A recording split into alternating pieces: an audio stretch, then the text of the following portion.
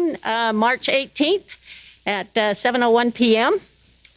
And so I'd like to call the meeting to order. And in doing so, I will turn the time over to Councilmember Fitzpatrick so that she can conduct our opening ceremony. Okay, thank you, Mayor. Tonight we are privileged to have, which goes first, the pledge and then the prayer? Yeah. For the pledge, Kira Baldwin is going to offer the Pledge of Allegiance, and she is also going to do, in addition to vocal, doing it in American Sign Language. And then following her will be Jordan Andresen will give the prayer, and both of these young women are from our youth council, and so we're glad to have them here tonight. So, Kira.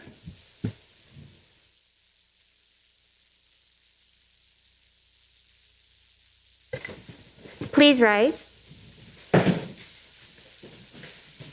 Please join me in the recitation of the Pledge of Allegiance.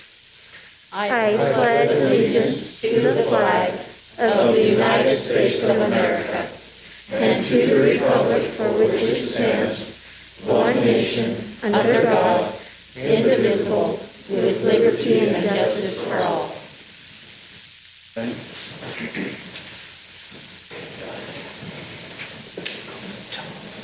That's easy.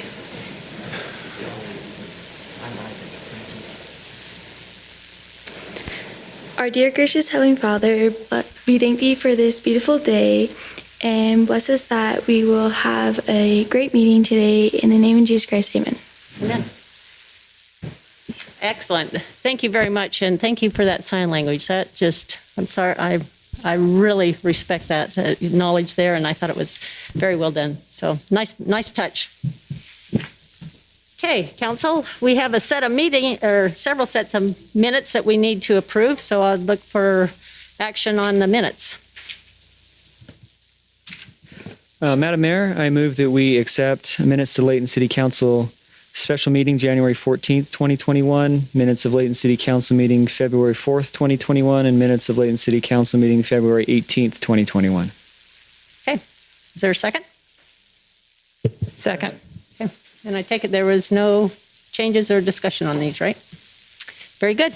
Okay, all in favor of the minutes? Aye. Aye. Any opposed? Very good. Okay, thank you for that motion, and we'll go ahead and move on to item number 2, which is our municipal announcements. Does anybody have any municipal announcements? Go ahead, Ms. Patrick. So these don't have anything to do with positions I have, but it was announced today that the Davis Chamber of Commerce is going to move forward with our Taste of the Town on July 24th. So maybe things are getting kind of back to normal. Also this Saturday, organizations and interfaith groups around our city are participating in the Utah Food Bank's food drive. So hopefully we'll take this opportunity as a city to really support this and help those that are in need in our community. And then also, if you haven't had a chance to go on and Google or go to Governor Cox's page, his Facebook page or whatever, he has declared a state of emergency for a drought declaration in our state. And I think it would do us all well to become familiar with what he's asking us to do as part of that. Anyone else, Council? Zach, do you know when the Arts Council is going to announce any of their program? Yeah, I can get the date exactly. Okay. So, unfortunately, last year we didn't get to see much programming take place over here at the amphitheater. However, they did do a couple of them, and I got to say they did an excellent job in socially distancing and being able to rope off the areas and everything. So, hopefully this year will be a little different scene. So I'll let Mr. Bloxham fill you in there. Yeah, April 15th, Davis Arts Council will announce their summer series, and I kind of got a little sneak peek of what they have in store, and it should be fun for everyone to get involved, and not just from Davis Arts Council, but the city's spring and summer events, and hopefully get back to some sense of normalcy. Okay, thank you very much. Anyone else? When do they open up the rentals? The rental of the Because usually the rentals were always opened up on April 1st. Well, that's through the Parks and Rec Department you're talking. No, yeah, I just wondered because they do it on the 15th. That changes something. No biggie. Okay. Mr. Price is not here now, so anyway, I'm not sure when they actually open it up, but I know that they, once they get the season figured out, then then it certainly calendars out to where they can kind of work around that. Okay. That's it for our municipal announcements, and tonight I do not have any verbal petitions or presentations, so we'll go ahead and move on to item number 4, which is our citizens' comment. And this portion of our meeting is for the citizens to address us with any of their ideas or suggestions. We ask that you keep your comments brief, and at the same time, if there's an item that's already on the agenda, well, actually, we don't have a public hearing here tonight, so I guess we'll allow you to make your comments when necessary. But with that, I'll open it up to our citizens. Does anyone have any comments? Okay, seeing that there's no citizen comments, I'll go ahead and move on to our consent items. And council, I'll look for some direction there on how you'd like to handle item number D. Madam Mayor, I'll make a motion that we separate item D from A, B, and C and handle that separately so that any of the property owners that wish to speak on that particular issue can. Second. Okay, it's been moved in second. So with that, we'll go ahead and proceed with our, I guess I didn't need to take a vote. Do I need to take a vote on that? I mean, we had a head nod earlier, so I know that we all agreed that we'd move item D and take action on that separately. So with that, I'll continue with our consent items. And the first item up will be presented by Mr. Colburn. It's a betterment agreement with the Utah Department of Transportation for lighting improvements along SR 232, or otherwise known as Hillfield Road. So, Mr. Colburn. Thank you, Madam Mayor. Bring before the council resolution 2116. A betterment agreement with Utah Department of Transportation for lighting improvements along State Road 232, which is Hillfield Road, from approximately Gordon Avenue to State Road 193. Resolution 2116 authorizes the execution of an agreement with UDOT for a betterment agreement for lighting improvements along Hillfield Road from approximately Gordon Avenue to SR 193. UDOT will advertise and administer construction of the work. The costs shown in this agreement encompass the additional work associated with this project. Layton City has agreed to participate in the cost of the lighting improvements, other items associated with the project. Subject to the attached provisions, UDOT will complete the betterments for lighting improvements along Hillfield Road from approximately Gordon Avenue to State Road 193. Total reimbursement to UDOT by the city for these betterment items is $81,090. Staff would recommend the council adopt resolution 2116. Okay. Council, do you have any questions regarding this item? I have one. Terry, because we're going to ask for the bases to be customized, is that going to slow the process down at all, or is that company pretty good at doing that? They're good at doing Okay. that. It won't slow it down. Just another quick question. Are we going to be able to put banners on those like we do on the other city lights? So, I don't know, during Christmas time. I'd have to check into that. I would imagine we probably could. Yeah, they hook on after most Yeah. of them. Yeah. Some don't, but a lot of them I will didn't see hook on any after. Yeah. brackets or anything on them. With that being a state road though, so, but I can check. Okay, thank you. That'd be a good thing to check into. I know that that's kind of like our main corridor, but at the same time, being a state road, I know there might be some restrictions Yeah. there. But We'll check into it and let you know. perfect. Any other questions? Thank you, Okay, Mayor. thank you. Okay, we'll move on to item B, which is amended Plat agreement with the Barlow retail subdivision. It's the first amendment. This will be presented by Mr. Chad Wilkinson, and he will also take care of item number C as well.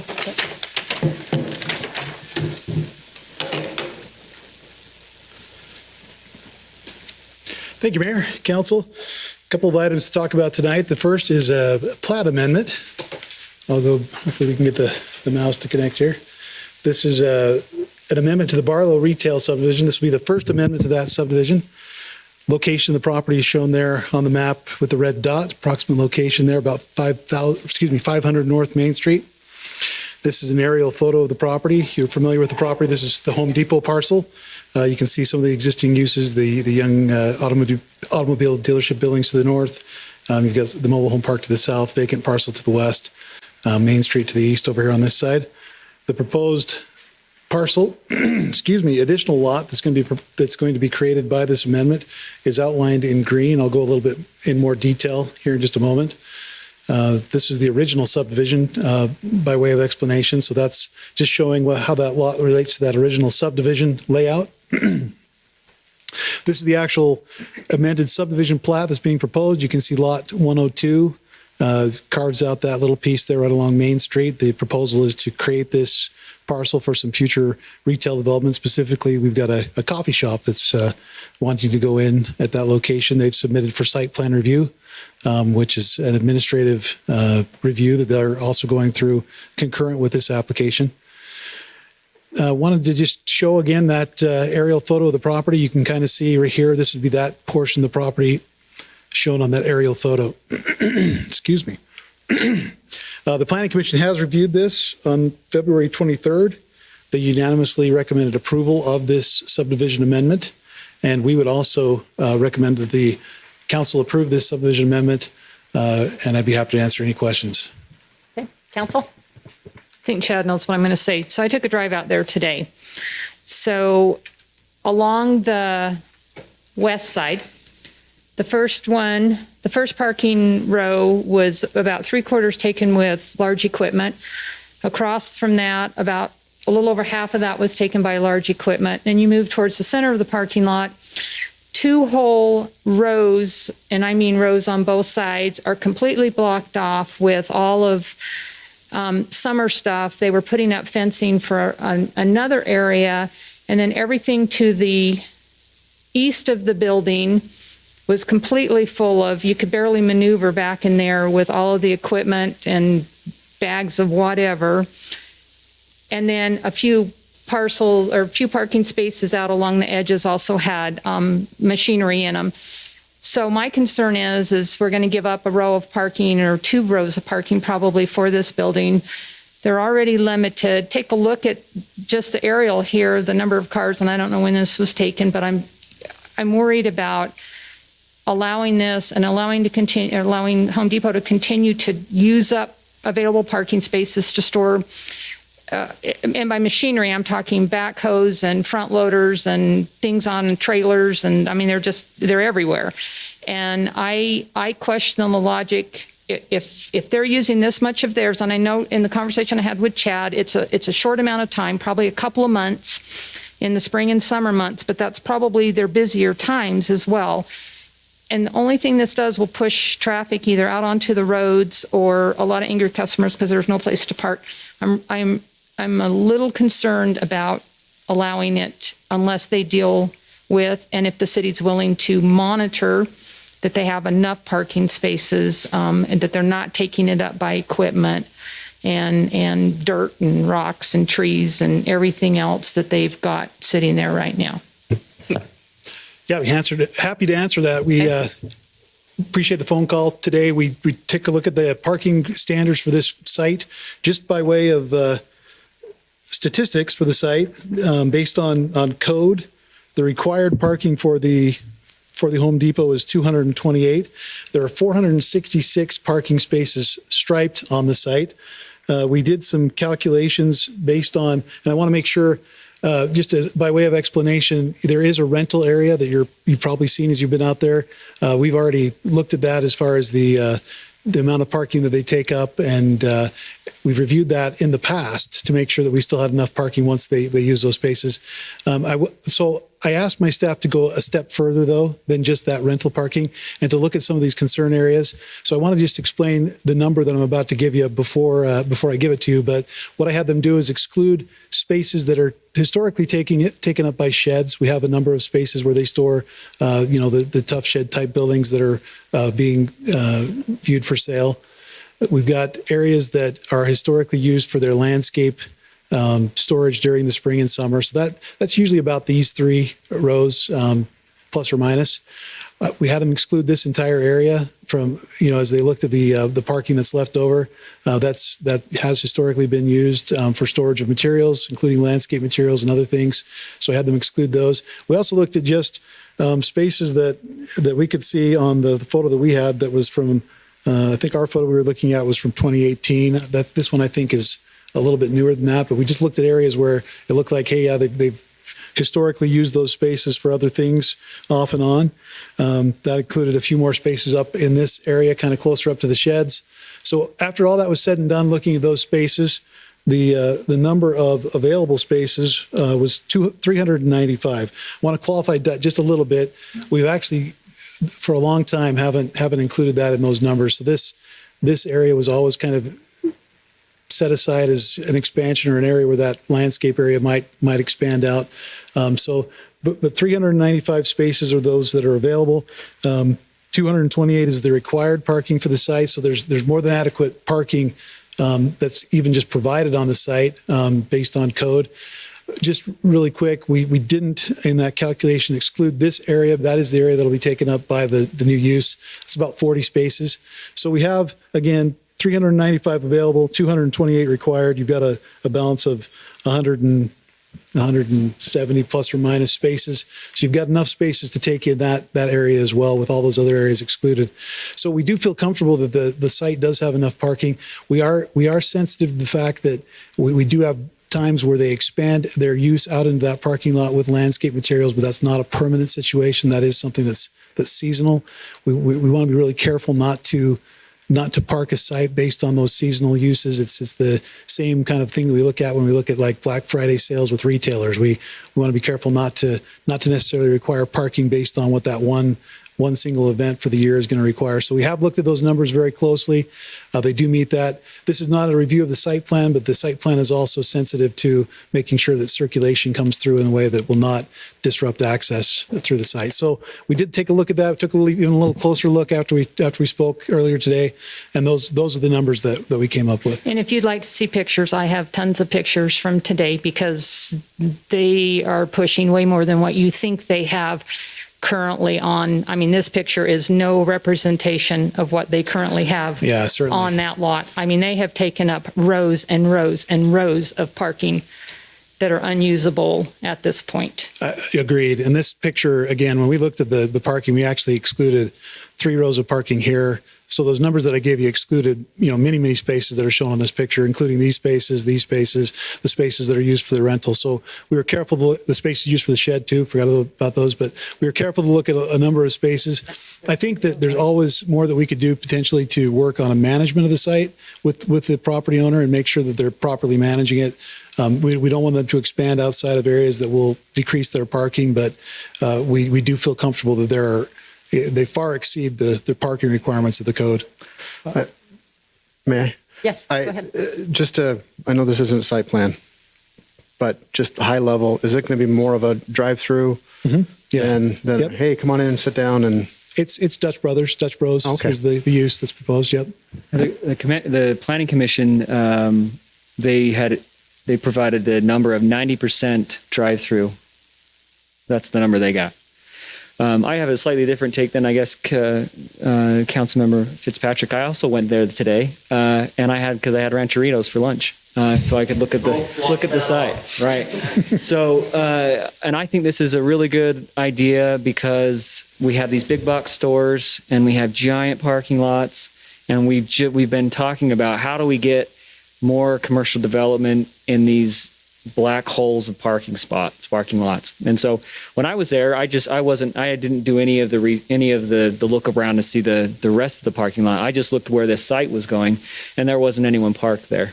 And so I think it's a nice thing. People go there on a Saturday morning and they get their coffee and then go into Home Depot. It seems to be kind of a match made in heaven. I've seen many coffee shops near Home Depot or Lowe's, but that's a good idea to me. And I think it's thinking outside the box is exactly kind of what we want if in this kind of Main Street area.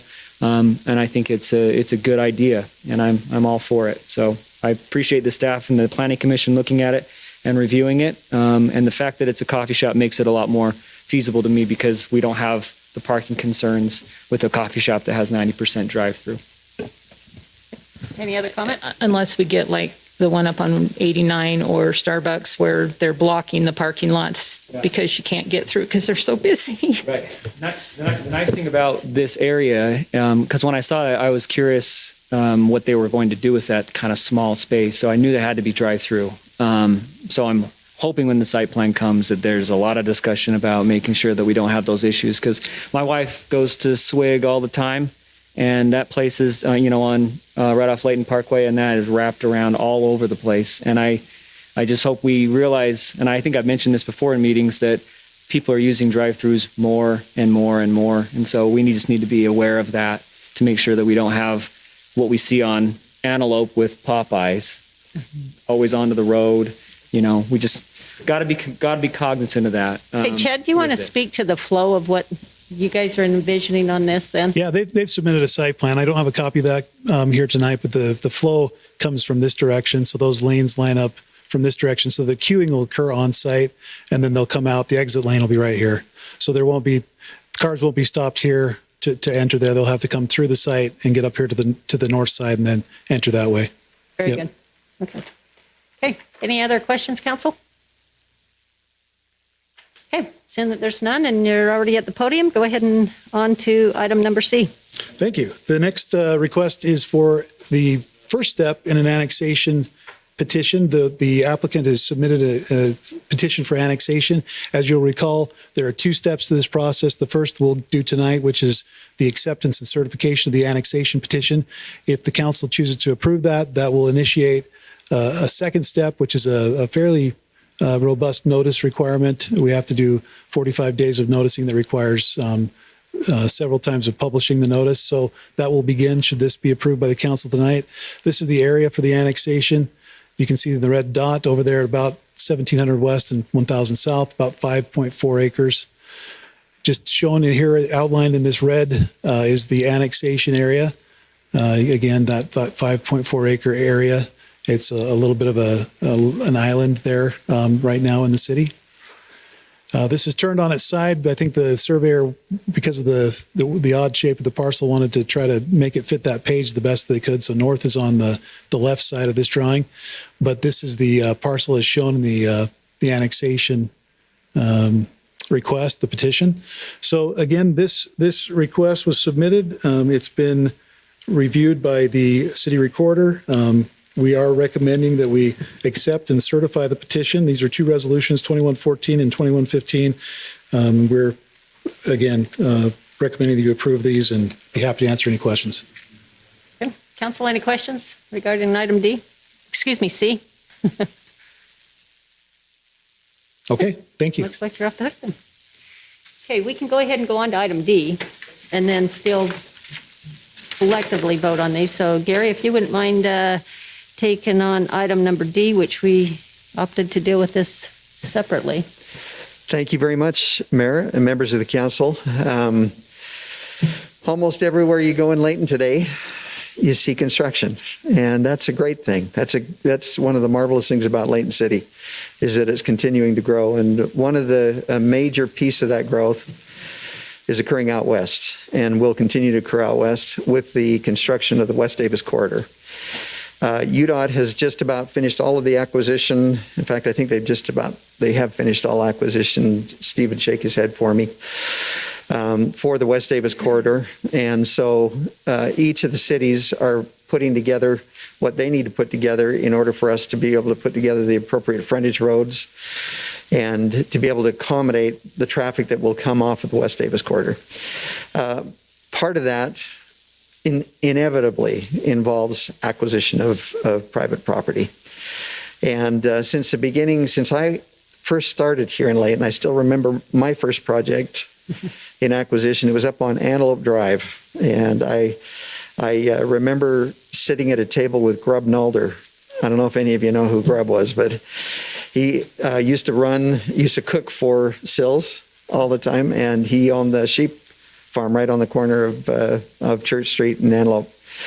And I remember, the many conversations we had with Grub regarding the acquisition of the property.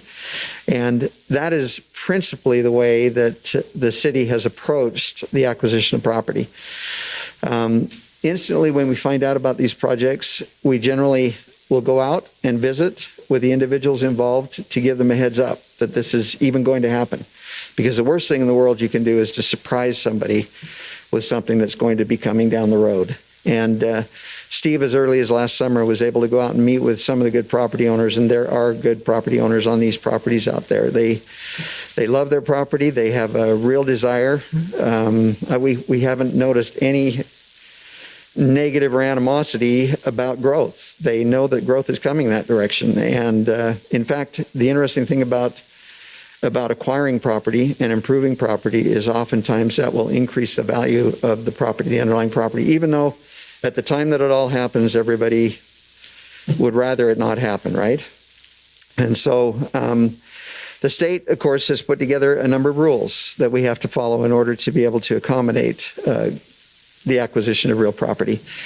And Dave asked me at the beginning, or Councilman Thomas, sorry, asked me at the beginning of tonight, why we always had to use the word eminent domain in just about everything that's written about the acquisition of property. And principally, that's because there's a state requirement as to exactly what you have to say when you go to deliver messages and information to people. Our requirement is, first of all, that we go out and we meet people. We can't actually negotiate for a purchase price until the appraisals are actually completed. And in this case, the appraisals, and I'm going to say the appraisals were completed late. And they were completed late because when Steve went out back in September, October, November, the appraiser estimated that he'd be able to complete them in about 3 weeks. Well, it took a lot longer than that because of items that he had going, principally some litigation that he had going, and he has apologized sincerely for that. We've used Dave Van Dremelen and his son Eric on many different projects along with other appraisers, and they've always done an excellent job. So we are in a little bit of a crunch. I'm the first to admit that, but at the same time, engineering has not let moss grow under their feet. And they've got everything planned and everything put together for the completion of this project. We had the opportunity of meeting Tuesday with the contractor, and we know what they need. We have also had the opportunity of meeting with the property owners on a number of different occasions to be able to discuss the issues regarding the property. We will be meeting again tomorrow with both the canal companies and with a couple of the property owners tomorrow. And I met with one this afternoon. And so we will continue to do that until we've had the opportunity of acquiring the property the way that this resolution talks about, and that is through negotiation. The resolution is required to have in it a provision which indicates that if we can't do it by negotiation, that the resolution authorizes us to do it by condemnation. It is never the intent of the city to proceed with condemnation. Could it occur? Absolutely could occur. But will it occur? Will it likely occur? Based on my experience with the acquisitions that have occurred in the past, it's not likely to occur. What we have to do tonight is, and what we want to do tonight is we want to give the property owners an opportunity. A letter was sent out earlier today, and it's required to be sent out. The funny thing is, the first thing the letter says, and I think I introduced it to you before, but for those that weren't in the previous meeting, first thing is it says, don't believe your staff that are making offers to you. Now, that's lawyers, right? We're out there making offers to these folks, and the very first thing you're supposed to say under state law is, don't believe them until the city council's taken final action on it. And yeah, it makes sense. It does. It truly makes sense because you're the final determiner or decision maker. It says you can begin to negotiate price once you've got an appraisal. We've got an appraisal on all the parcels that we've agreed to get an appraisal on.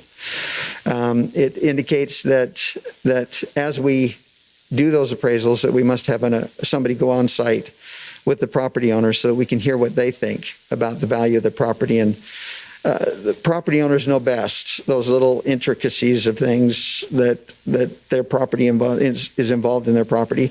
And so as we go out, usually the second step after we get Steve or myself out there talking to property owners is to have the engineer accompany us out there and to be able to walk through what will happen to their property with an engineer there. And so with the resolution tonight and with the letter that went out the other day, it was indicated in the letter that this is the opportunity of the property owner to come in and to address you regarding issues that they're concerned about. We will continue as a staff to continue to work on those issues, but I want to show you who the property owners are. There are about 5 of them. And could we put that up, Steve? And we'll introduce you to them. Oh, I knew it'd be that small. Shoot. Can I go get my specs? They won't help you. It won't help. Okay. All right. Let's start in the south. Okay. Oh, there you go. Well, amazing what computers can do. So the majority of this property, let's see if I can get this working for me.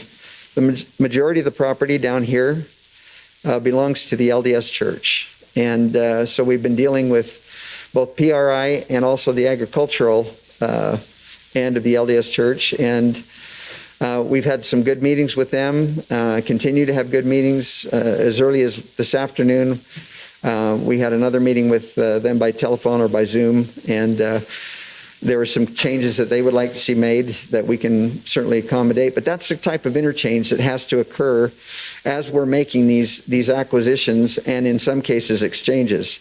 Can I tell you about the exchange that we will make? Right here is the detention basin for Harmony Place. And that detention basin is currently owned by the Adams Company or the Terra Venture Corporation. And so that detention basin there will be removed and moved over to right there. And so we will reconstruct a detention basin in a park down at that lower location because of the roads going through at the location it's going through. So that's one exchange that will take place. There may be other exchanges that will also take place between property owners, and we're working through those right now. You've also got the Calandrianis family and the Menace family and the Child family that are involved, and I'm trying to spot those. There they are. Up a little bit, yeah. Right up here in this area. You have Mrs. Chen on the corner, right there. And you have the Allen Company right here in the middle. And those are the 5 property owners that we're actually dealing with right now. There are all kinds of negotiations going on regarding water, regarding the location of the road, regarding the improvements. All of those things are essentially going on right now. And the purpose of tonight is not to get into the details of the appraisal or into the values, but rather to, and if you wanted to do that, you're welcome to have us do that with you. Those are generally done in a closed meeting, and we would probably ask that you go into a closed meeting if you want to ask specifics on value and on how the property is valued and how that's coming along. If you wish more information on that, we can certainly give that to you. If not all of it tonight, which we're probably not prepared to give you tonight, we can give it to you at a future date as we continue to negotiate with these folks. And Gary, so, yes. Can I ask a question? It's Sure. just general. It's right on that topic. When this, when you agree, let's say this resolution's passed, you're negotiating, and the negotiations are not successful with the property owners, and then condemnation has taken place. So I'm just speaking generally, not specific about these property owners, but just condemnation is then moved forward, eminent domain, and we've had appraisals. So how does that work? Can you just how do you value that, or what is the property owner's outcome in that situation? Okay, so we've gone through the eminent domain process. There's a lot of steps that would precede the eminent domain process, because one of the steps is that they do have access to the ombudsman.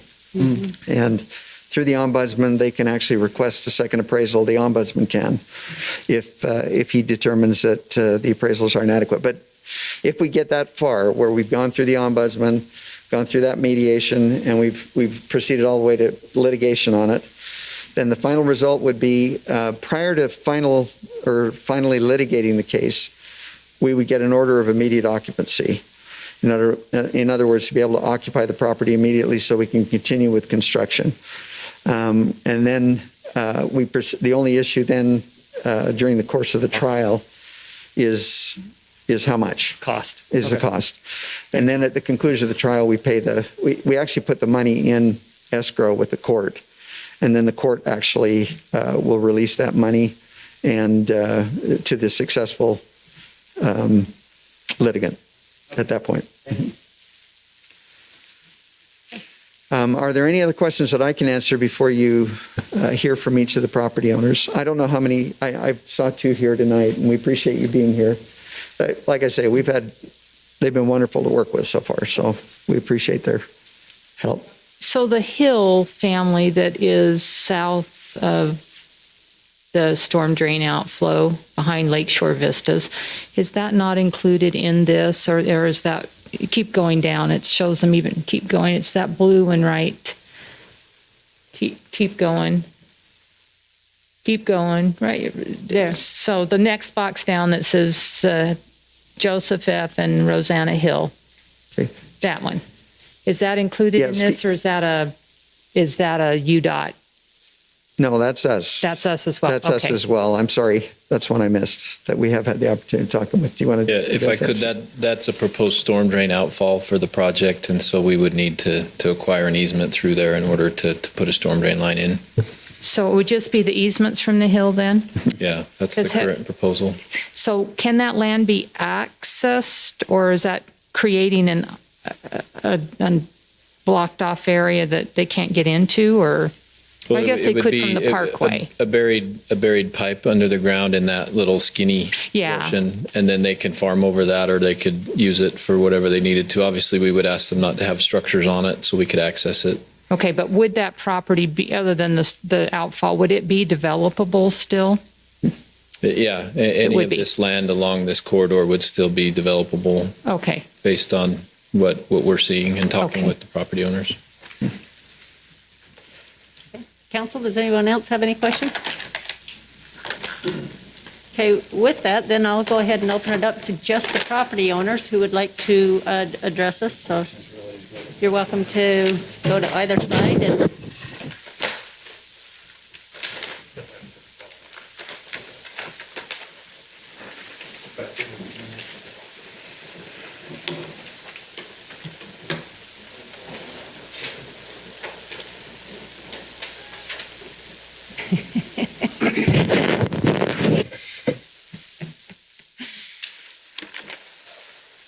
I'll leave the pointer here in case she wants to use it.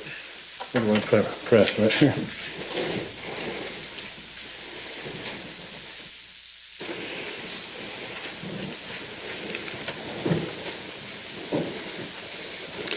My name is Elliot Christensen.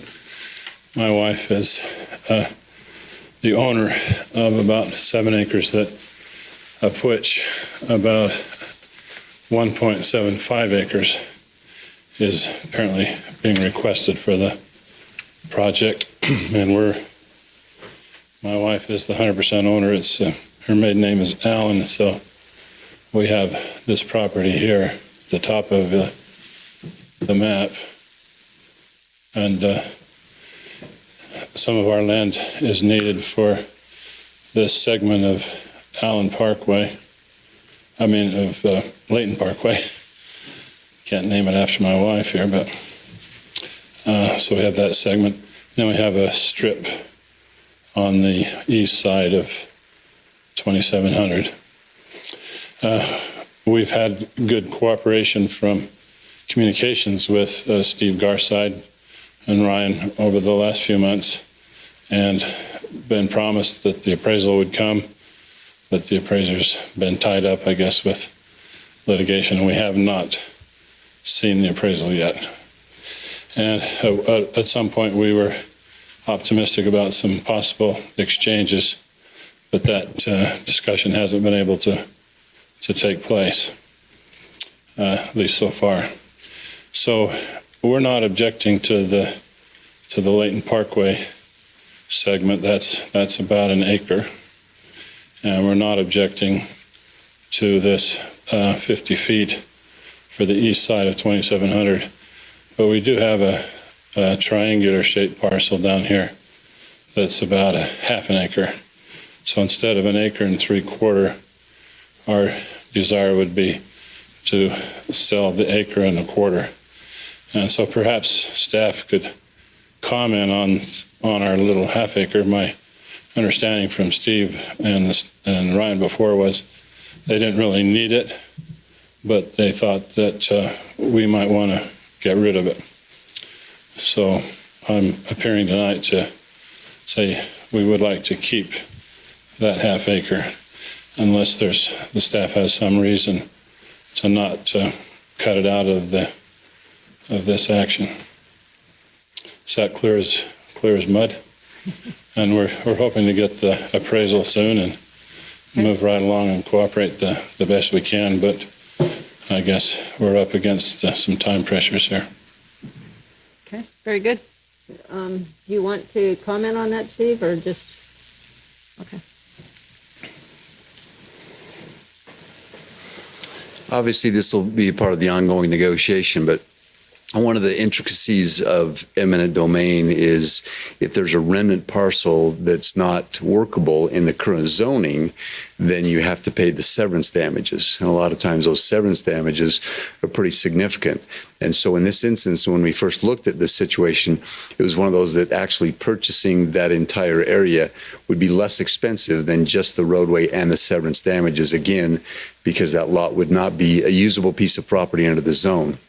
And so as Gary alluded to, this is one of the areas where we were talking about some exchanges. And so we're not set in that. Obviously, knowing Mr. Christensen's position on that is something that we still want to work on. But as you can see, this changes the configurations of a lot of property, and we're trying to coordinate those. And so we'll continue to work on that. Thank you, sir. We haven't had the detail that he just talked about there to understand the reasoning there, but we do feel strongly that we'll want to hold on to that. We want to keep the 5 acre size to stay on the green belt, and this kind of moves us down below 5 acres, and so we'll be resisting that particular. Okay, and we'll work. Let's bring up an interesting point. And did you not receive a copy of the appraisal? No. I thought I'd emailed that to you. Okay, I'll double check. I got a copy of the church appraisal. That's the one I'm talking about. Yeah, we were looking at perhaps interested in that if we did some exchanges. Correct. But since we haven't heard of any exchange possibilities, we want to have our own property appraised. Okay, this is the first I've heard of that. Yeah. Okay. Because we've never had that discussion. Okay. All right. Thank you. Okay. All right. Thank you. Okay. Is there any other property owner here that would like to address the council regarding the acquisition of real property that is going to be along the Layton Parkway and the West Davis corridor?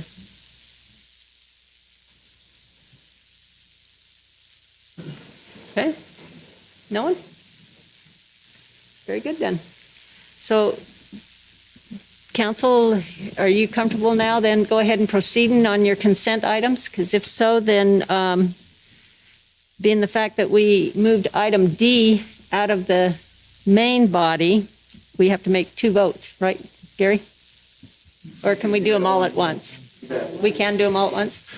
Could- want to do it separately, but it sounds like. Okay. So council, are you open to go ahead and taking one single action on all of them? Some head nods there? Could I ask a question? Sure. The future general plan, can we overlay that over this? Chad, is that a possibility, just to see what that would look like, or no? They don't have it? Out there was supposed to be in the plan, a business park. I don't know, is that all part of this, or is that off to the other side? On the other side? It'd be west, I think on the west side of this particular area. Okay. It'd be west, right, farther west? The business park? Yes. It'll be at the interchange of Layton Parkway and 2010 Florida. But are Yeah. you just talking this corner here, or are you talking both sides of the street? I think that's what he's driving at. As far as that, we haven't got the final boundaries, that'll be the land decision by the council. Does that answer your question? Yeah. Thank you, Chad. Thanks. Okay, all right. Okay, one more time. Does anybody else have any questions or concerns regarding this before we take any action? Okay, seeing that there's none, then I'll look for a motion regarding the consent items, and we all agreed on that we'll go ahead and make one singular vote on all of them. So. Do. I'll make a motion that we accept all consent items. A, B, C, D. Do you want me to go through them? Kim, do you need him to repeat them for your sake? Second. Okay, you're off that. Very good. Okay, it's been moved in second that we adopt all the consent items as presented. All those in favor, say aye. Aye. Any opposed? Very good. So that concludes our council meeting for this evening, which is March 18th. But council, as I'd mentioned in our work meeting, I do have some additional information I'd like to share with you. So if you'd like to make a motion that we adjourn here and go back to a work meeting, I would appreciate that. So moved. Can I make a comment first? A clarification, sure. Not a clarification, whole new idea. Is that okay? Sure. Not a big- We haven't closed it yet. Some of when a map's put up there, not everybody knows where these things are, okay? I mean, I've lived here as long as most. I have to study it pretty intently. It'd be nice, and I know it's more work, and I hate saying this, but if we could get some pictures, you know, like if we're talking like McDonald's is gonna disappear, that's different, because we know where McDonald's is, but, you know, a piece of property that maybe something's on it. So some point of reference to understand the area we're honing in on? It doesn't have to be a big deal. You know, if we're selling a piece of property or buying it, I can tell you I know where it's at because it's got this building on it or something. Okay. But sometimes you know, there's one piece tonight I was struggling with, the one south part, Stevenson. And I'm trying to think, well, where is it? I think it was Stevenson. Anyway, I'm just throwing that out. I didn't know where else to throw it, so. Okay. Well, that's a recommendation that I'm sure our city manager, Alex, will go ahead and address with the staff, and we'll try to do that going forward then. So, thank you. Okay, council, we can adjourn. Thank you, everyone, for attending our meeting. I know that we have several of our youth council here, and Mr. Tommy Tudor as well. So, And we also had young people from Weber State and Layton High just here because they had nothing better to do on a Thursday night. So welcome. and we have our chairman of our planning commission. So thank you very much for attending. Can we just stay right here?